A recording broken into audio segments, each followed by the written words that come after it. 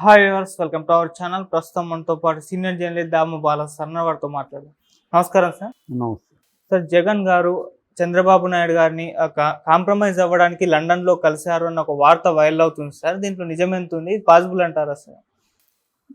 అంటే రాజకీయాల్లో ఏదన్నా పాసిబులే, కలవలేరు అని చెప్పలేము మనం. బట్ ఎందుకు ఈ వార్త వైరల్ అవుతుంది అనేది ఇంపార్టెంట్. ఎందుకు చేస్తున్నారు, ఇది ఎవరు చేస్తున్నారు? వైసీపీ వాళ్ళు చేస్తున్నారా, తెలుగుదేశం వాళ్ళు చేస్తున్నారా? మొత్తానికి చంద్రబాబు జగన్ భేటీ లండన్లో అని ఒక వార్త వస్తుంది. ఎందుకంటే జగన్ కూడా లండన్లో అక్కడున్న ఎన్ఆర్ఐల్ని కానీ ఎవరిని కలవలేదు.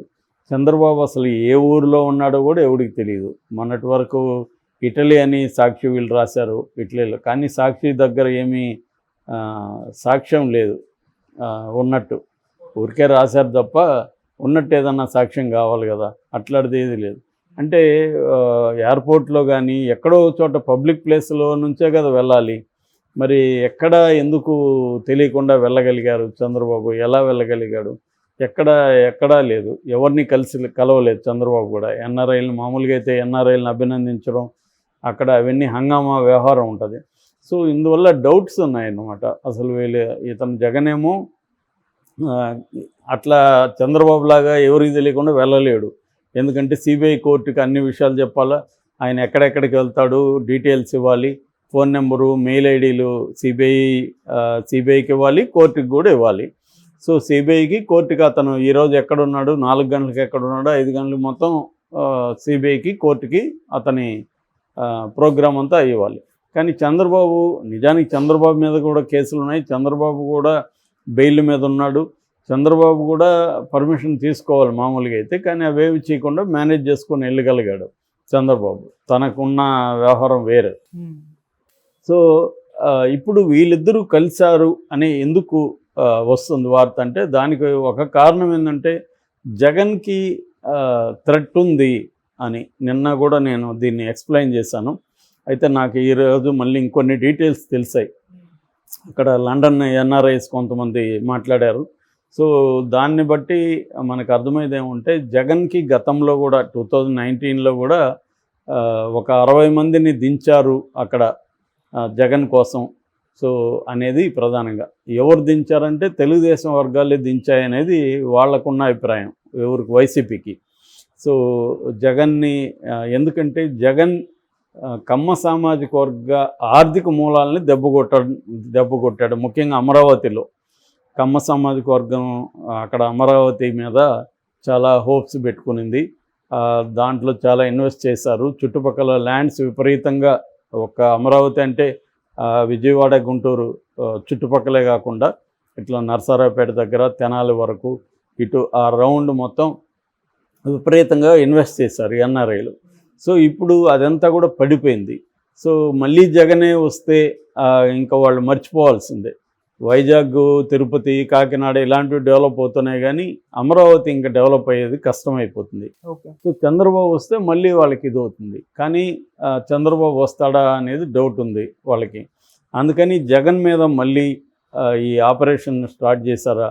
ఏముంది, ఇప్పుడు కమ్మ సామాజిక వర్గానికి వేల కోట్లు డబ్బులు ఉన్నాయి. వాళ్ళు యునైట్ అవ్వడంలో వాళ్ళని మించిన వాళ్ళు లేరు.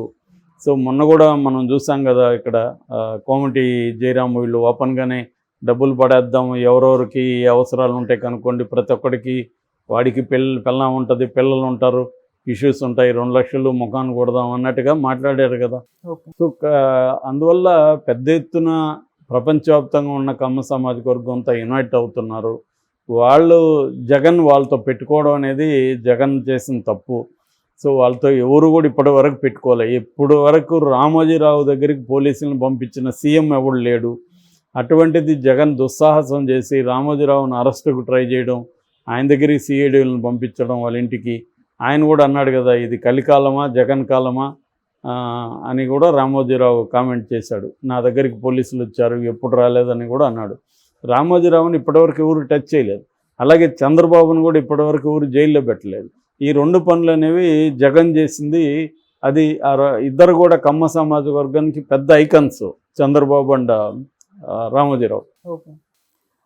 సో వీళ్ళిద్దరిని టచ్ చేయడం అనేది కూడా వాళ్ళు ఎమోషనల్గా హర్ట్ అయ్యారు.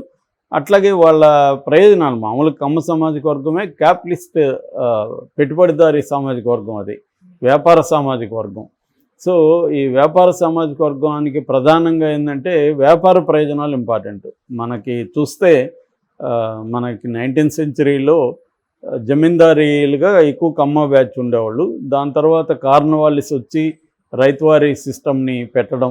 అంటే అప్పటి వరకు ఏంటంటే భూమి మీద ఓన్లీ పంటలను బట్టి ట్యాక్స్ ఉండేది, నువ్వేం పంట పండిస్తే దానికి ట్యాక్స్ ఉండేది. అయితే ఈయన కార్నవాలిస్ వచ్చి ఏం చేశాడంటే భూమిని మెజర్ చేసి ఏ భూమి ఎంత అని అందరికీ డిస్ట్రిబ్యూట్ చేసేసి భూమిని బట్టి ట్యాక్స్ పెట్టారు. ఆ భూమిలో నువ్వేమన్నా పండించుకో, ట్యాక్స్ ఫిక్స్డ్ ట్యాక్స్ కట్టాలి. ఇది ఆ జమీందారులుగా ఉన్న కమ్మ బ్యాచ్కి కలిసి వచ్చింది. ఎందుకంటే వాళ్ళందరూ కమర్షియల్ క్రాప్స్ వేసుకోవడం, కమర్షియల్ క్రాప్స్ ఎంత వేసుకున్నా కూడా ట్యాక్స్ సేమే కాబట్టి కమర్షియల్ క్రాప్స్ లేకపోవడం. దీనికి ఇంకొక కారణం కాటన్ బ్రిడ్జెస్ కట్టడం, వాటికి వాటర్ని అవైలబుల్గా ఉంచడం, రాజమండ్రి ధవళేశ్వరం కావచ్చు, కృష్ణా బ్యారేజ్ కావచ్చు, ఇవన్నీ. సో వీటి వల్ల కాటన్ను ఒకవేళ బ్రిటిష్ గవర్నమెంట్కి ఇన్కమ్ పెంచడానికి కట్టుండొచ్చు కానీ ప్రధాన గోలు, బట్ ఇది హెల్ప్ అయింది వీళ్ళకి. సో కాటన్ అండ్ కార్నవాలిస్ వీళ్ళిద్దరు వల్ల కమ్మ సామాజిక వర్గం అనేది కమర్షియల్ క్రాప్స్లోకి వెళ్ళారు. కమర్షియల్ క్రాప్స్ని ట్రేడింగ్కి స్మాల్ టౌన్స్లోకి పక్క టౌన్లోకి రావాల్సిన అవసరం. అలాగా వాళ్ళు ఏం చేశారంటే టౌన్లలోకి రావడం, వాళ్ళ పిల్లల్ని ఎడ్యుకేట్ చేయడం, ఈ అగ్రికల్చర్ చుట్టూ ఉండే వ్యాపారాలకు కూడా వీళ్ళే చెరుకు ఫ్యాక్టరీలు కావచ్చు, ఎరువుల ఫ్యాక్టరీలు కావచ్చు, వీటిలంతా కూడా కమ్మ సామాజిక వర్గం రంగంలో ఎదిగింది. అదే టైంలో రెడ్డీస్ ఏమో కాంట్రాక్టులుగా ఉంటున్నారు, రైల్వే కాంట్రాక్టులు, అలాగే రాయలసీమలో ముఖ్యంగా. ఇలాగ కమ్మ సామాజిక వర్గానికి చారిత్రకంగా ఇవన్నీ హెల్ప్ అయ్యి వీళ్ళు బిజినెస్ కమ్యూనిటీగా మారారు.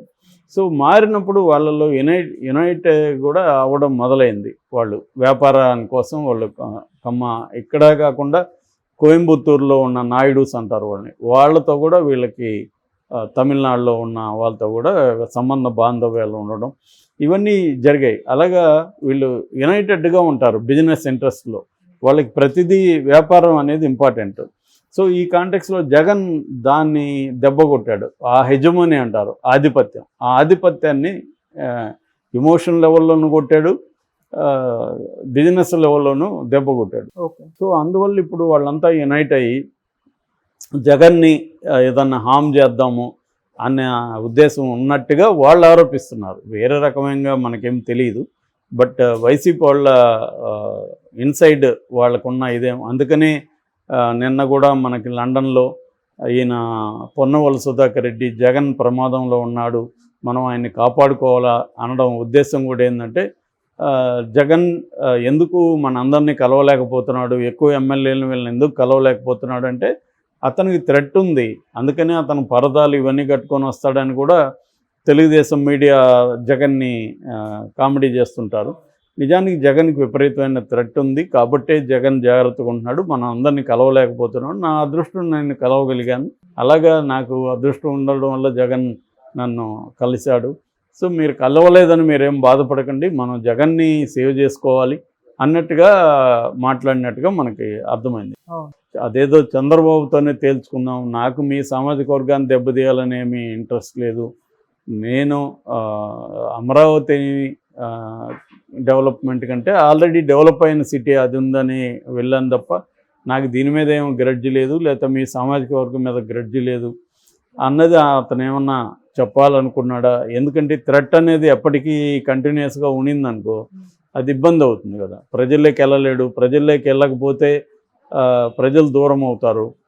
సో అందుకని జగన్ రేపు అధికారం దూరం అయితే జగన్కి ఏం సెక్యూరిటీ ఉంటుంది, ఎంత ఉన్నా పెద్ద ఇది లేదు కదా. సో ఆ యాంగిల్లో నుంచి జగన్ మొన్న మాట్లాడడానికి ట్రై చేశాడా అని తెలియదు, చేసి ఉండొచ్చు, ఎందుకంటే చేయరనే ఎవరు కూడా అనుకోవాల్సిన అవసరం లేదు. ఆ రకంగా ఏమైనా ఉందా అనేది డౌట్, ఎందుకంటే నిప్పులేందు పొగరాదు అన్నట్టుగా లండన్లో వీళ్ళిద్దరూ కలిశారా లేకపోతే ఏదైనా రాయబారం జరిగిందా అనేది తెలీదు. కొంతకాలానికి మనకు క్లారిటీ వచ్చే అవకాశం ఉంది. Okay sir, thank you so much sir.